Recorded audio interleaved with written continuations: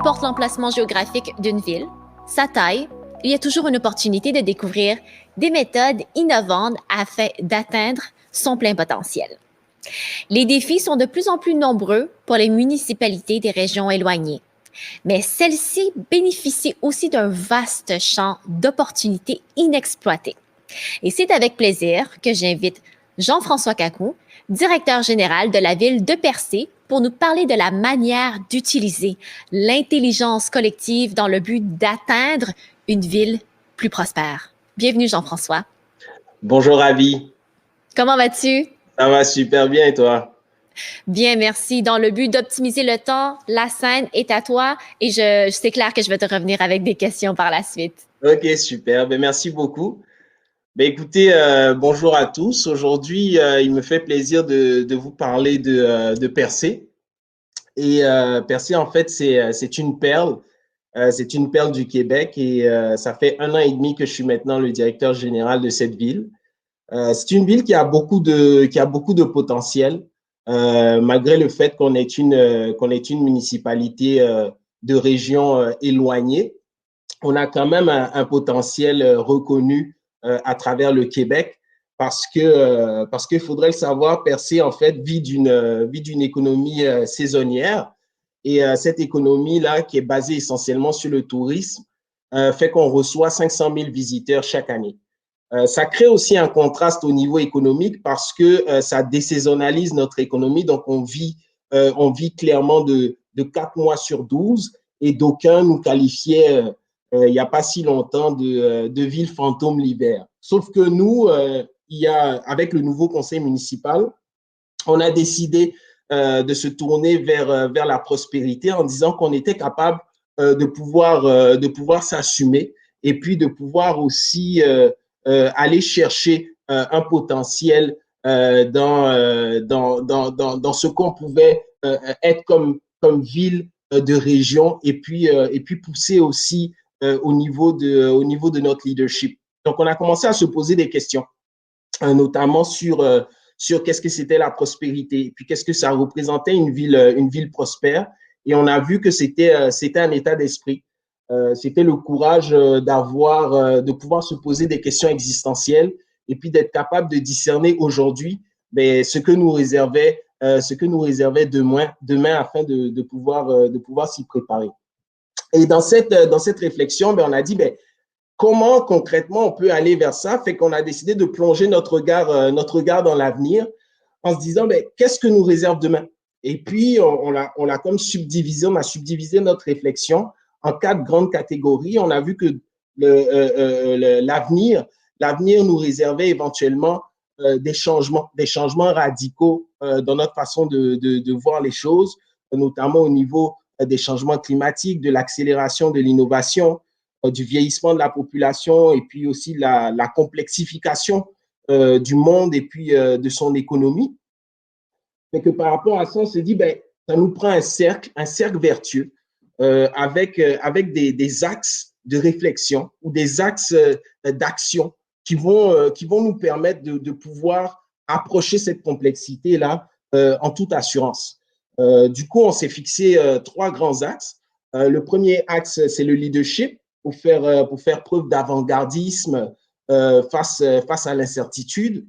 Le deuxième, c'est l'éco-conscientisation, qui est différent de ce concept-là d'être éco-responsable. L'éco-conscientisation, c'est plus le côté de sensibilisation vis-à-vis des moyens de vie, des modes de vie durables, et puis l'autonomie. L'autonomie pour pouvoir s'assumer quand les temps sont difficiles ou quand il y a des situations qui arrivent qu'on n'a pas forcément prévues. Et par rapport à ce cercle, on a décidé de mettre en place un plan, donc un plan stratégique. Et puis, rares sont les municipalités de régions ou de régions éloignées qui vont se doter d'un plan de développement stratégique. Puis nous, notre plan, il est subdivisé en 4 phases. La première phase, c'est la phase de stabilisation, un peu la phase où on va reconstruire un peu l'étoile de notre destinée. La deuxième phase, c'est la phase de revitalisation, où on va poser des actions en faveur du développement économique. Ensuite, on a une phase de dynamisation où on va prospecter des partenariats extraterritoriaux. Et enfin, une phase de propulsion où on va concrétiser nos actions, mettre en place les projets qu'on a annoncés. Puis, ce plan-là est développé en 4 phases, mais doit répondre en fait à plusieurs objectifs, dont 4 majeurs.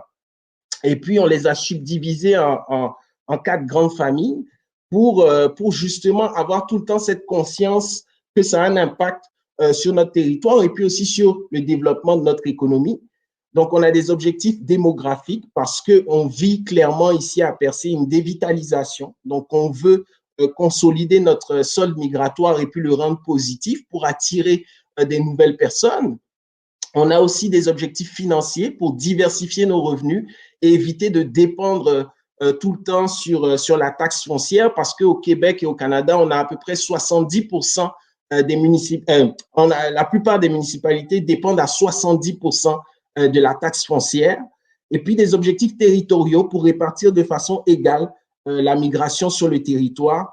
Et enfin, des objectifs de rayonnement pour nouer de nouvelles alliances stratégiques et puis aussi faire des partenariats qu'on a appelés des partenariats paradiplomatiques, en l'occurrence des jumelages avec d'autres municipalités canadiennes et éventuellement européennes. Ça permet de mettre en avant les initiatives qu'on fait sur notre territoire et puis d'échanger l'intelligence avec d'autres villes.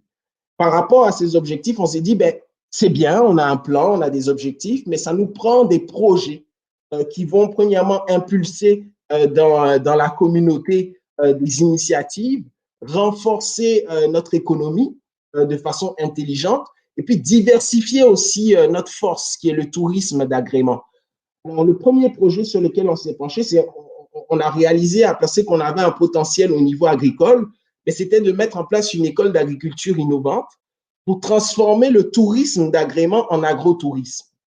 Le deuxième projet structurant qu'on veut mettre en place, c'est un espace culturel et des congrès, où là, on veut transformer le tourisme d'agrément en tourisme professionnel avec une offre particulière où on va offrir des congrès d'évasion ici à Percé dans ce magnifique paysage gaspésien. Le troisième projet, c'est le projet qu'on a baptisé le parc municipal de la Rivière aux Émeraudes. Pour ceux qui sont déjà venus en Gaspésie, et notamment à Percé, la Rivière aux Émeraudes, c'est un peu le secret le moins gardé de la Gaspésie. C'est une clairière magnifique où on peut passer du bon temps. Nous, on veut le transformer en parc municipal et ainsi investir dans le tourisme écologique. Le quatrième projet qu'on veut mettre en place, toujours structurant pour notre économie, c'est de pouvoir innover dans le tourisme, impliquer la recherche, l'innovation et l'intelligence artificielle dans le tourisme durable, créer un nouveau pacte énergétique en établissant un parc d'énergie renouvelable qui va permettre à la municipalité de diversifier ses revenus et puis aussi stimuler et innover dans le transport interrégional au travers de la mise en place de vertiports notamment avec éventuellement des navettes électriques qui permettraient d'accélérer le transport interrégional, que ce soit en Gaspésie ou éventuellement dans les autres régions du Québec. Et là, pour vous montrer un peu d'autres initiatives qu'on a lancées en marge de ce plan stratégique, ici à Percé, on a comme cette bénédiction, si je puis m'exprimer ainsi, de pouvoir attirer à nous de belles initiatives. On a investi dans la recherche et développement pour mettre en place une recette d'asphalte mixée avec du plastique recyclé en partenariat avec la Régie de traitement des matières résiduelles de la Gaspésie dont on fait partie. On a aussi démarré sur nos routes une initiative qu'on a avec une technologie américaine brevetée appelée American Road Patch, qui permet d'appliquer une membrane géotextile sur les réparations de nids de poules pour empêcher les infiltrations d'eau et puis ainsi réduire de 75% les coûts de maintenance.